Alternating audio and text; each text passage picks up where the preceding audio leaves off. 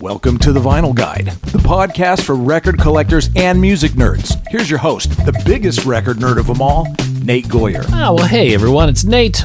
Welcome to episode 554 of The Vinyl Guide, the podcast for record collectors and music nerds. And today, dear people, I'm very proud to be sharing a very interesting conversation I recently had with Everlast.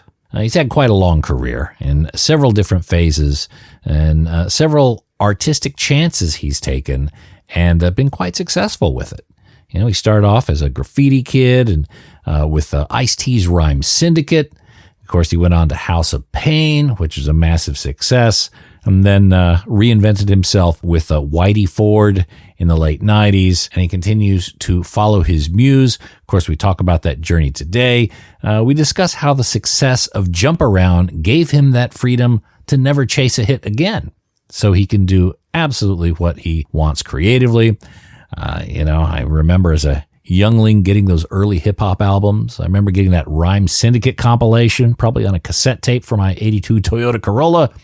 I remember hearing of this Everlast kid and probably noticing in the little cassette J card how he looked a lot like me.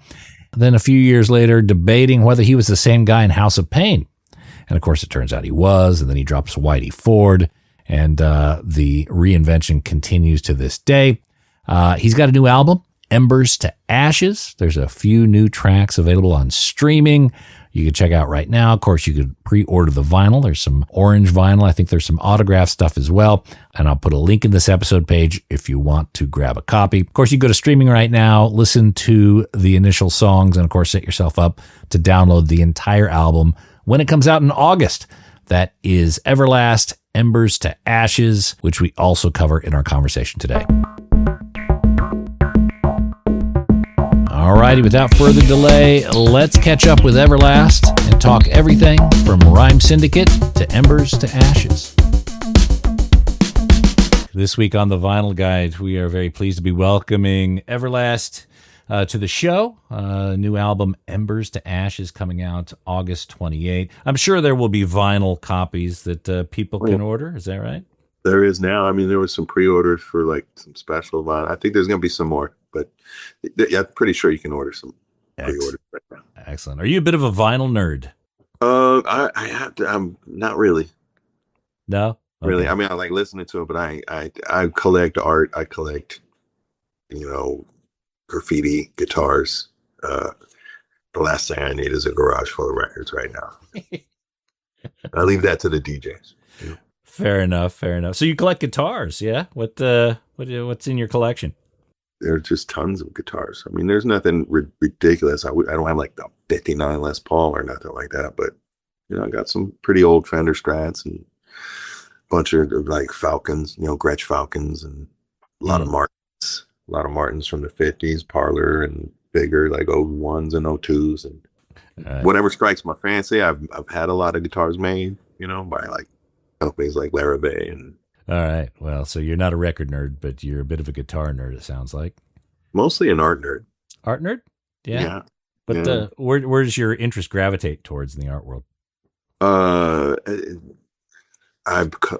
house is like a painting gallery, so I grew up thinking before all this, thought I was a graffiti writer at one point. So all my friends were graffiti writers, and some of them became successful, and, I followed their, journeys and started discovering other art and other artists, discovering magazines like Juxtaposed back in the day. And I collected like I still do, like the original Hong Kong vinyl, and a lot of the graffiti guys got into that early, like 90s, and so it was like really rare and hard to get stuff because it was only over there, so I'm a nerd for that kind of stuff. So my kids are graffiti artists. They're always running out and making plans and looking for pieces, looking for places to put their pieces that'll last as long as it can. Do you still have any pieces that are out there from back in the day? Oh no, I highly doubt it. I mean, I'm 56. Probably last time I wrote was in my late teens, 18 maybe-ish. So I had a piece on Pan Pacific building out here for a while, but that was very short lived. But at least I painted on it. That was like the Graffiti Hall of Fame for a while here in LA. So What's the most dangerous one you did? I mean, you hanging from a scaffold or doing something crazy? no, it wasn't like now. Like shit, it's gone like, the level of elevation that some of these guys are doing now, and I follow a lot of it still. So yeah, the whole like rappelling down buildings and doing entire pieces, it's amazing. But nah. I mean, we'd climb up a hill on the side of the freeway. The chances are you might fall down. Or I was right before the era of cats that were climbing on freeway signs too. I don't think I would have gone for that either. I just was trying to like tag shit. Yeah. So was music big in your house growing up? I mean, yeah. I mean, my parents both had their own tastes in music, and the music was all. Yeah, it was there was only 3 channels for TV, so yeah, music was part of life. It was just the radio was actually part of it was always on. So whether you're in the car or in the house, if it wasn't quiet, or the TV, the radio was on. So music was everywhere. But my mom was into like R&B, old 60s doo-wop and the Supremes, and and my pop was like construction worker dude who liked himself some Southern rock, and and then at the same time a lot of Neil Young. So that was funny once I really realized, oh wow, that was like 2 rappers battling back then. Like he would listen to both Leonard Skinner and Neil Young like at the same time. Yeah. So it was funny to me. Early diss tracks. Yeah. Going back and forth. Like when I caught on to that, I was like, wow, that's crazy. But yeah, so like music was always around. My dad had a guitar, he didn't play, but it was always around. So I would pick it up once in a while and see a chord a guy played on a, whatever it was, what was that one guy's, the Kushner's rock show at midnight. Don Kushner. Kushner, yeah, whatever.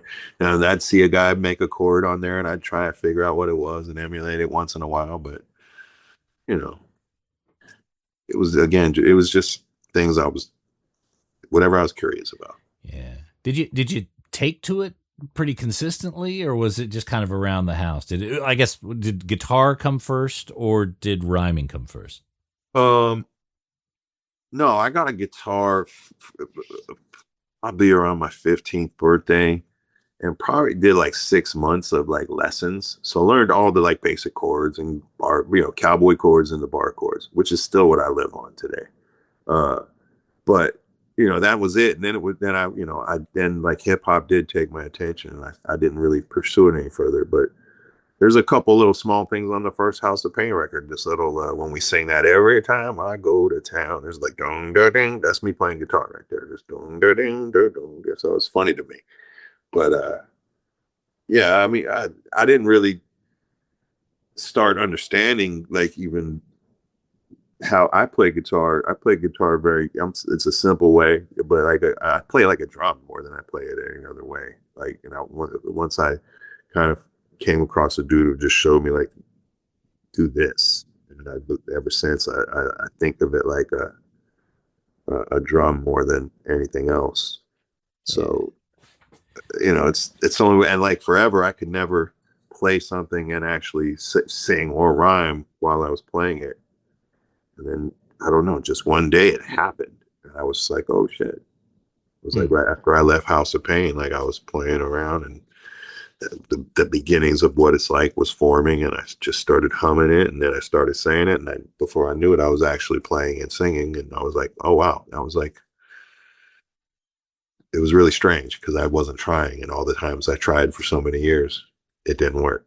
That's interesting. You had such success early in the career with hip hop, and then it wasn't a rebrand, it was a rebuild, to even do a different approach with your guitar. I mean, what was that like for you to go through those sort of changes and take those sort of chances? Well, I mean, Whitey Ford was going to be just a hip hop record. If you listen to it, it's mostly rap. Just What It's Like was the song that broke out and got huge.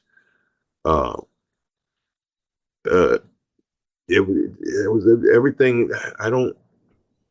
It's hard to like, when you get asked questions, how or why, I don't know. I don't know. I just do. And, and it's not that complicated to me. In fact, sometimes I get in a room with like players and I'm like, oh my God, I'm the worst guy in the room. And yet somehow, I'm standing there and playing music with these guys. So I think I just have a talent for rhythm guitar and writing a decent phrase. Yeah. But yeah, I mean, it feels to me like you listen to your gut and you're okay with taking chances. I mean, going from Rhyme Syndicate to House of Pain, then House of Pain to, Everlast to Whitey Ford. In my mind, a true artist doesn't stay with on one lane. And you seem to have jumped quite successfully and evolved over time. And I would reckon that has a lot to do with your appetite for, taking healthy risks and listening to your intuition. Do you think that's fair? I think that's fair. I was actually sent something within the year, like an old clip from Yo MTV Raps when I was in Rhyme Syndicate. And I think it was Fab Five Freddy who asked me a question about, something about being a rapper. And I not even knowing what I was saying back then, I literally replied, I want to be considered a musician, not just a rapper. I honestly, I was taken aback by it. Like, whoa, shit. I never remember saying that. And then just once Jump Around happened, I knew right away I didn't want to do that again. I didn't want to make it again. I didn't want to chase that again. I knew what it was. Like, I didn't know how it was going to be this long, like part of whatever the zeitgeist. That's a wild ride to think about. But I knew it was going to be mailbox money for a long time. So me and Muggs, made a conscious decision, like very conscious, not to let the second House of Pain record wasn't going to sound nothing like the first. Yeah. And that's why it's so much darker and so much deep, the production is so much denser. And, we didn't try to emulate that. And then the third record's even further away. And it's for me, it's just like, I knew if I was going to have any freedom, that was the moment to take it and just be like, this thing's going to give me freedom, because even if that would have been the only thing I ever did my whole life, I'd still be eating pretty well off Jump Around alone. You know what I mean? I've been really fortunate beyond that even, but I'm just saying, like, I knew that young. I knew that. So I was like, well, I can either just cling to this thing forever or just fuck around and find out. That's a really mature decision for someone that's young and, starting their career and also surrounded by people who, I would imagine, correct me if I'm wrong, but you probably had a whole team around you, outside the group that was saying, we need another Jump Around. What can we deliver like that? That was the beauty of Soul Assassins. It was just us. It was just Cypress, House of Pain, Funk Dubious. Managers didn't get involved in those kind of decisions, and you couldn't even come to a session as an A&R person. That wasn't allowed. But you'd sit in the lobby all night, like literally. Muggs I saw him do it to a dozen cats. Like, yeah, tell them we'll be out in a little bit, and it just never happens. So again, by the time it was my second iteration in the music business already. I've been through the Rhyme Syndicate thing, and I love that first Rhyme Syndicate album. But when I did do some things that were like, there were choices made that I'd made to appease people at times on that album, and so like that experience. Once I did experience success, and we had such a tight knit unit and all that, I knew I didn't want to be chasing anybody's vision of what something should be. I wanted to be out here doing something that I at least was scared of a little bit. I wanted to be skydiving every day, kind of thing. Yeah. It's like it's that or what. I don't like to jog. Fuck that. I want to skydive every day. Let's go. Or go big game hunting. We're gonna do something like that every day. Let's find out who we are, what we can do. Live a big life. Try. Yeah. Because look, I first heard your name through the Rhyme Syndicate Coming Through compilation. I was maybe there's a parallel. I was in the Bay Area, a young white kid discovering hip hop, making trips up to Oakland, getting in situations that, looking back, could have been more precarious than I thought at the time. What was it like for you being in that community? You were in Los Angeles at the time, yeah? Yeah.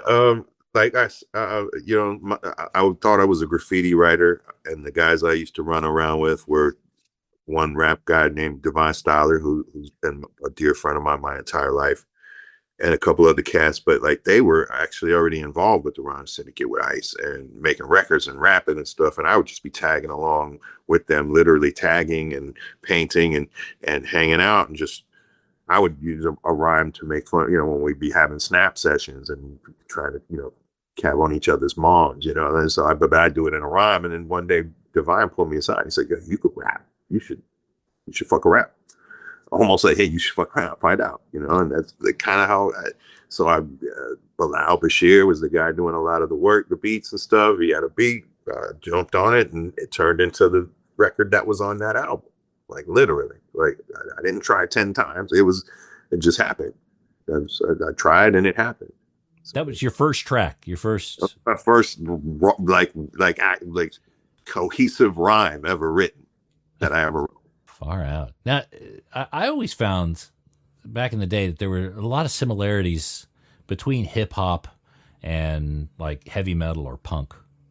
I always felt they had very similar energy, and they brought a lot of the same kind of emotions out. Very hard sounding, aggressive music. Did you get into any? Because the L.A. punk scene was kicking off, at that time. Did you get involved? It wasn't super hip on a lot of punk. I mean, I knew some stuff, but like Danny was. So when House of Pain was together, I learned a lot more about punk rock. I mean, like I got introduced to like Bad Brains and all that kind of shit through Danny. But during that time when I remember there was a lot of Valley bands. Like I remember when Fishbone was playing house parties around the Valley, but I didn't know what they were going to become. They were just a band at a party, a good one. But I wasn't like that deep into it when a lot of people were, like big ska stuff, like movement back then. Like there was a lot of bands at backyard parties. I miss that shit. That needs to come back. Youngsters need to start forming bands again. How do you reckon we could make that happen? Because I've got the same feeling that, where does a kid even learn to play guitar these days? It's not in schools or anything like that. It's YouTube. Easy. Yeah. And then you just find it, that would be my suggestion. YouTube to start, and then you find a guitar player. Like you start hanging out. Once you start playing, it's going to come to you. Even if it's not in huge successful ways, it's like the energy you're dealing in. You're going to meet musicians if you start playing guitar, because you're going to start noticing things more that are music related, and you're going to be more interested in these things. It's going to happen. It's all going to start swirling around, and that's how I found it. Mm-hmm. It's like money. It's the same thing. It's an illusion. You know what I mean? If you spend it wisely and the right people are benefiting from, like, that's why I like to patron artists so much. You know what I mean? Because for me, it's like, that's good money out the door. Because money's just paper and it's fake anyways. But like, I'd rather have 5 million paintings than $5 million. And maybe only 2 of those paintings will ever become worth something, but they'll be worth a lot. So I'll risk it. I don't care. Fuck around, find out. I'm gonna make a shirt now. Fuck around, find out. I think that phrase is like my own. No, I'm just saying my own version. I'll make something related. Do you still do art yourself? Drawing, visual arts? I mean, I'm one of these guys who, like, if you leave me with a pen and a pad, it's gonna just be covered in tags. Like in 10 minutes, it'll just be. I'll need another page. I'll just be I'll fill a book with tags. I don't know if that's an OCD thing. I think a lot of graffiti is cats with OCD that just want to go out and write their name a million times everywhere. And I lean towards that side. I was never a brilliant muralist. I just tried to get out and get up, and I could paint a little bit. Do you have a specific tag? Certain letters? Oh, back then it was Midas, and then, but I mean, whether, I'm going to take the fifth on whether there's any current names. Okay. Good to talk about. I understand the motivation for discreetness on that. So based off that one track on the Coming Through compilation, you turn that into a full album, Forever Everlasting. What was that transition like? Again, I didn't turn it into that. It that opportunity presented itself. Like I probably would have got an album deal with Ice anyways, but technically I wasn't signed. I was still part of Ryan Syndicate Productions, but I got signed to Warner Brothers direct. Um, um, and still through his production deal and all, but like I was like part of Warner Black music department. It was a strange time just because I was this only white kid, and rap wasn't even popping like that. Like, you know, the Black music department was about like Prince and Anita Baker and stuff like that. You know what I mean? It's like, so rap even was just like a hassle to a lot of these cats, especially like some white boy now. You know, so it was a little tough uphill battle. And that's what I'm saying. Like, well, you know, I think about half that record are songs that were pure me. And then there was ones like, you know, like the singles they chose, like I Got the Knack. I made the record, I made the choice. Nobody forced me, but like, it was like, they wanted a version of a Wild Thing. And so it was like, all right, we came up with, oh shit, fucking, this is a cool riff on My Sharona, bang. It's kind of in that vein. Let's do it, and bang.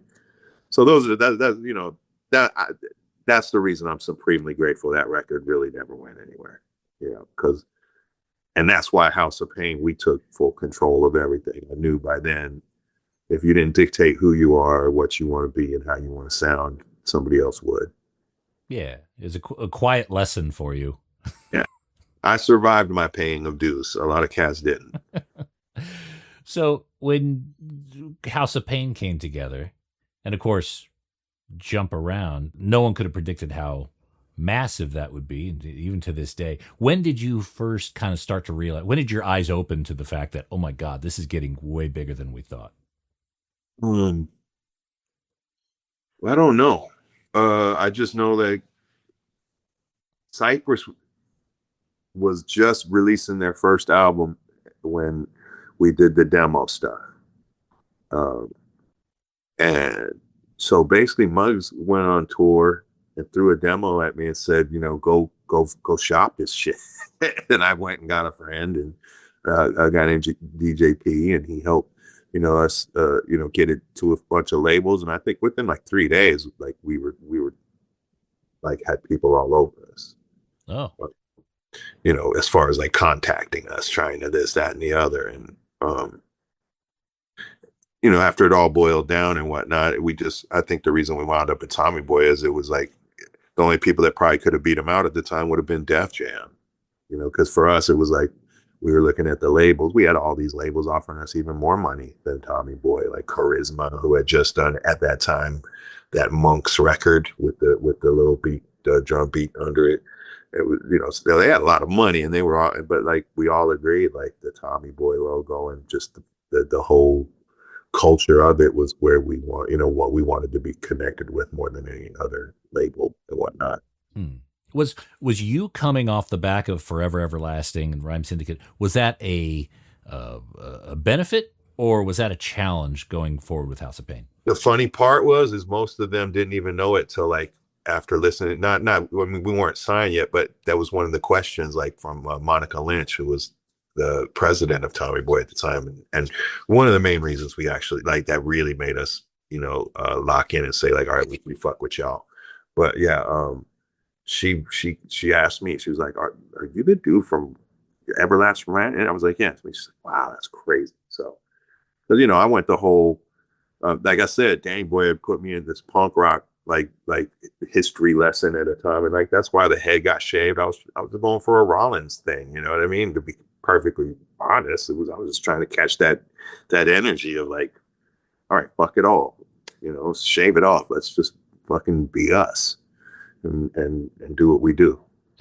It's so funny. I remember having a conversation with whether the Everlast in House of Pain was the same one from Rhyme Syndicate. Because back then you don't have the internet, you can't kind of fact check this. So it was kind of on speculation, comparing photos and shit.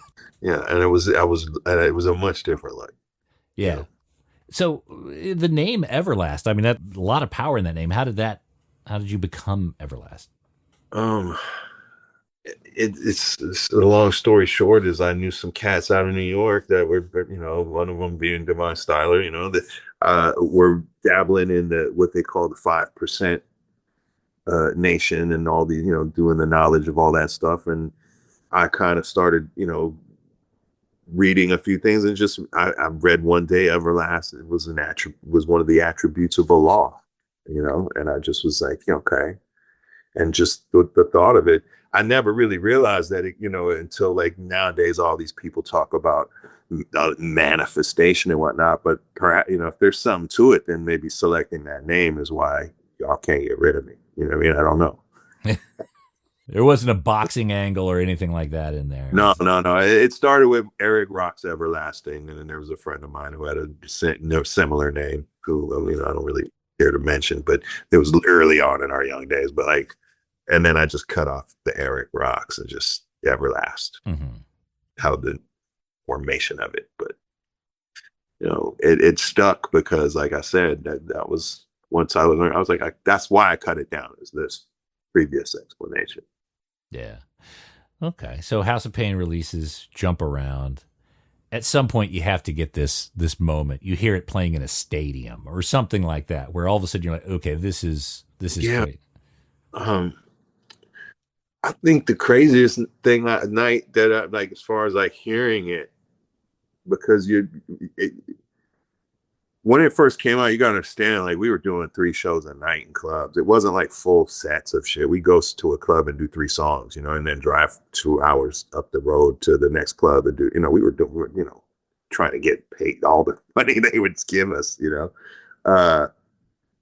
but so that was before we even started touring. But before any of that, even, it was being in New York and going to a club. I think it was Nell's, and which is a 2-story club, and we were on the 2nd floor, dance floor, or at the bar. And, like, they put on Jump Around. Actually, they put on Chris Cross's Jump first, and then like scratched the record off and put on Jump Around.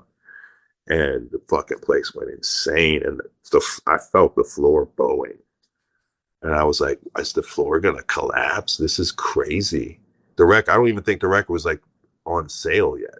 It was just in New York. It was coming out of every car. That's Tommy Boy. They had their street gang together. Like, they were badass. Like, the song was everywhere before it like came out in New York. It was everywhere.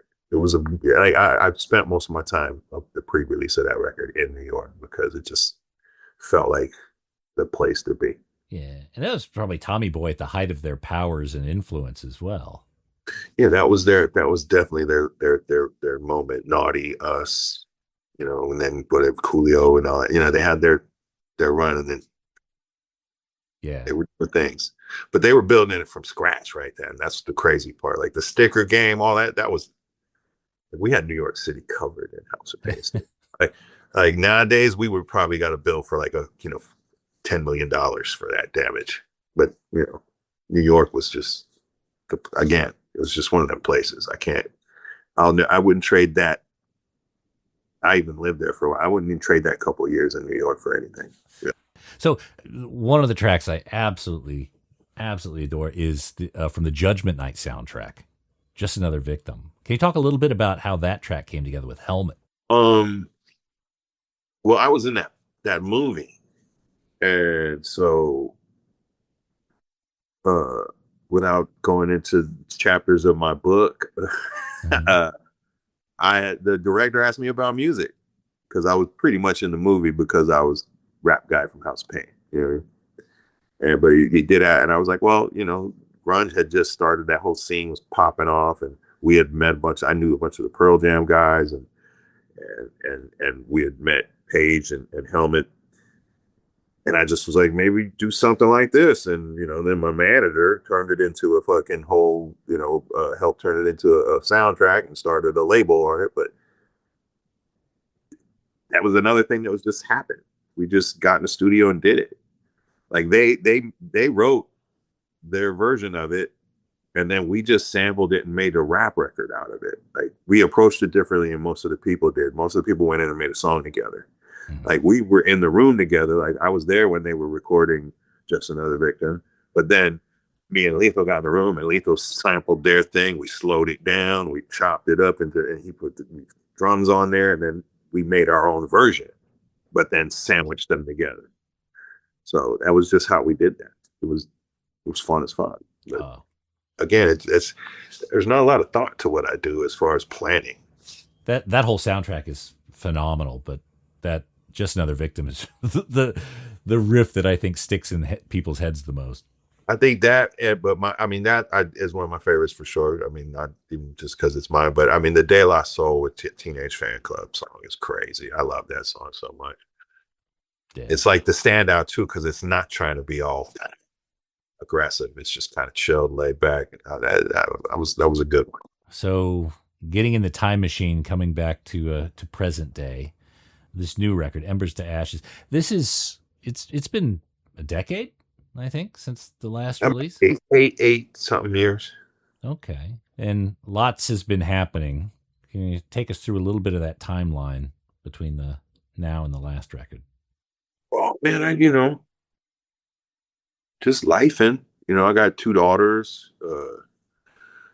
Trying to stay home for a decent chunk of their life. Like they still don't understand what I do as much as like they came to a lot of shows as youngsters, but I was home for a long time, and then whatever COVID hit, I lost the house, got divorced, Yeah. But as bad as all of that sounds, a lot of it was, except for the house burning, probably for the better. Like I'm good friends with my ex-wife. Maybe better friends than when I was married with her. Life, man. And then again, I didn't even expect to make this record. I was fully content with like just being done. And one day it was just like, man, my buddy says, "Hey man, why don't you make a record?" And something was like, "Why don't you make a record?" And then I was thinking about how I wanted to make it. Well, I don't want to do all the work. I don't want to do everything. I've produced my last 4 records. So cool. I thought, Yellow Wolf's a friend, and getting out of LA seemed like a decent, fun thing to do. And so I went to Nashville and had him produce the album. Along those 8+ years, were you storing ideas away? Would you still kind of be creative and set it aside, or did you really just kind of put it on the shelf and let it sit for a while? I didn't do much. That's kind of what also like is one of the reasons that I knew it was coming. A few songs were bubbling under, and it was like, okay. But I still, it wasn't until like somebody kind of just said, like I was a rock on the top of a hill and kicked me. Why don't you make a record? And then it just started rolling, and I made a record. They're doing more planning now than I made for any of the making the record. All that is, I don't even want nothing to do with any of that. I'm here because other people made arrangements for me to be here. I'd be like doing something. In fact, as soon as I'm done with this, I'm running to go pick up one of my daughters from school. So is it cathartic for you to be able to get this out? I mean, I would imagine this album talks a lot about those 8 years.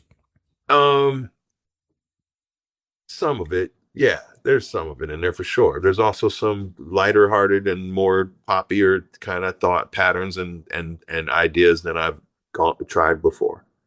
I think I tried a little bit more. I think Wolf pushed me a little, and a couple of the guys he brought in and I was able to like gel with. We wrote some cool songs. So what I'm trying to see, I want to play live. I haven't played live in a while. That would be fun, but we'll see. I had this thing with my arm for a while. Now it seems to be cool. I'm working on it, but like I got some shows on the books right now. We're gonna go out there and see what the fuck happens. Fuck around. So your health is all right. Your heart good?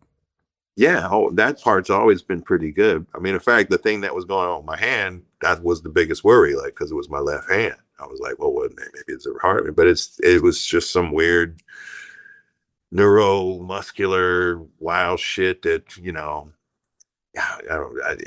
it's probably related to the booster shot. Honestly, I'm part of a a medical study right now. But like I said, right now I'm in a position where it's like I'm got the right people working on it, and I'll probably be back out there making some music. Okay. All right. So this may be you had a break, but this may not be the last release from Everlast. We don't know. Thought the last one was, and not even because that hadn't even happened with my hand thing yet. You know what I mean? I just thought it was like, cool. All right. You know, I ain't planning on another one right now, but I didn't plan on this one. Mm-hmm.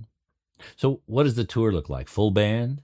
Oh, well, there isn't a tour yet. There's some shows, but yeah, some of them are with a full band. But my full band is like me and 3 guys. It's me and a DJ, a guitar player, 4 guys. A DJ, guitar player, drummer, and a key guy. And but a bunch of acoustic stuff too. Me just and a keyboard player, or sometimes even just me. The end day is, my end game is the last tour will probably be the one I've been afraid to do the most all my life, which is just me with a guitar going out there, playing some rooms and seeing what the fuck happens. So you know that would be the way you want to bookend it. Why not? And leave my gloves on the stage and go home. Now, I understand in 2015, you were almost at that Bataclan show in Paris. No, that's reaching. Here's what it is. I mean, you can look at it like that. I do look at it like that, but like, I don't like the way like fucking press shit is framed, like snatches the story and just uses that.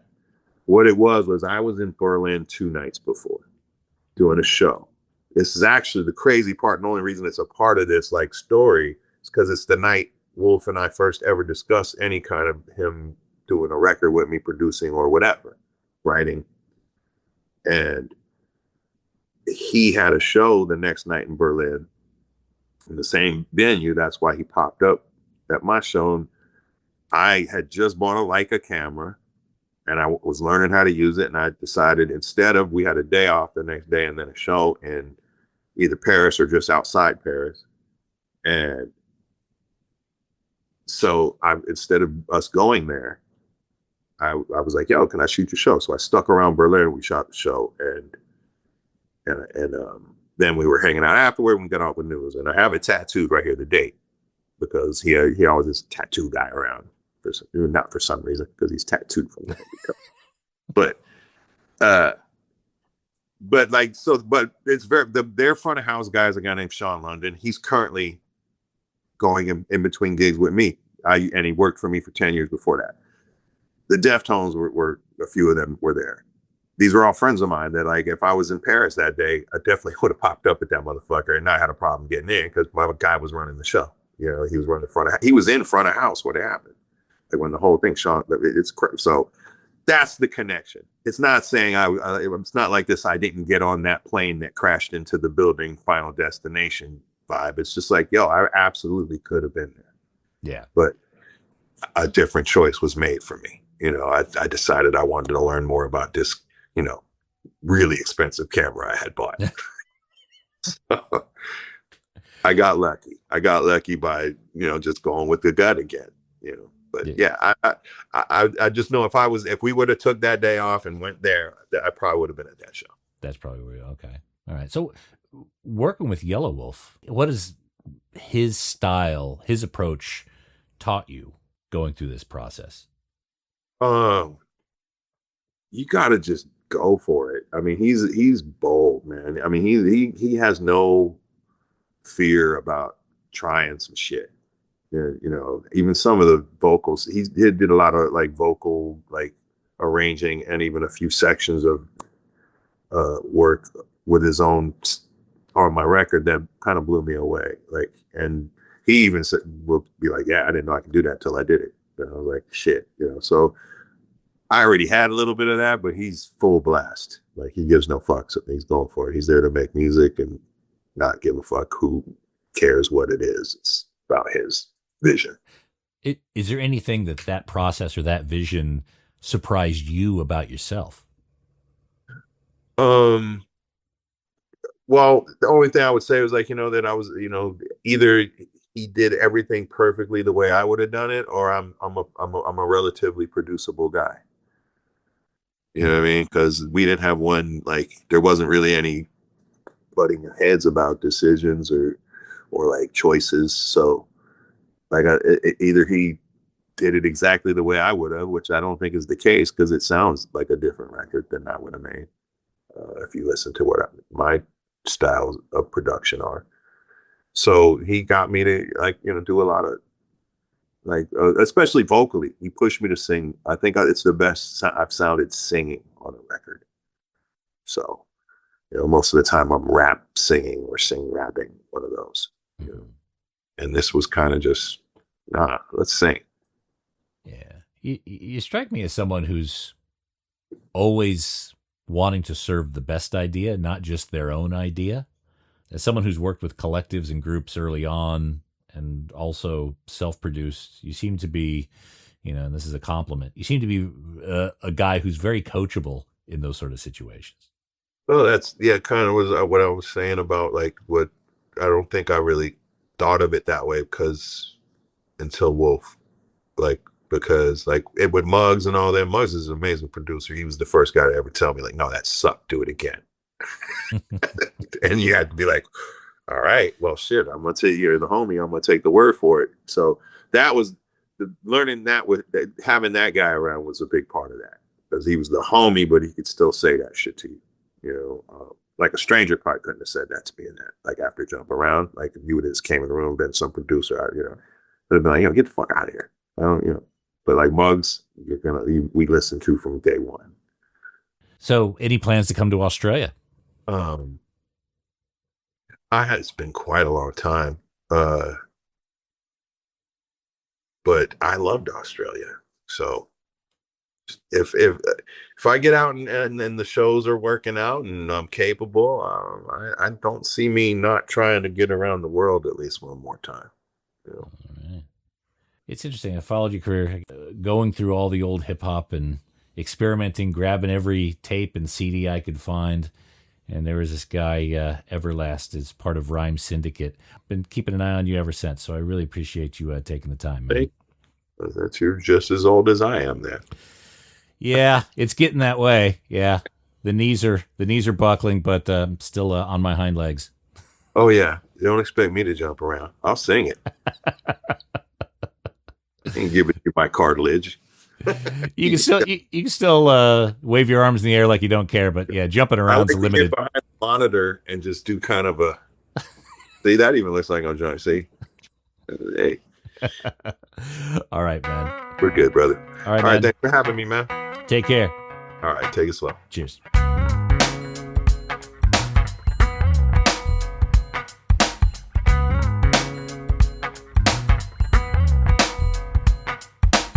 Seems like a solid dude, you know. I mean, you can't deny his muse has served him quite well. And again, what a career he's had. Again, Embers to Ashes.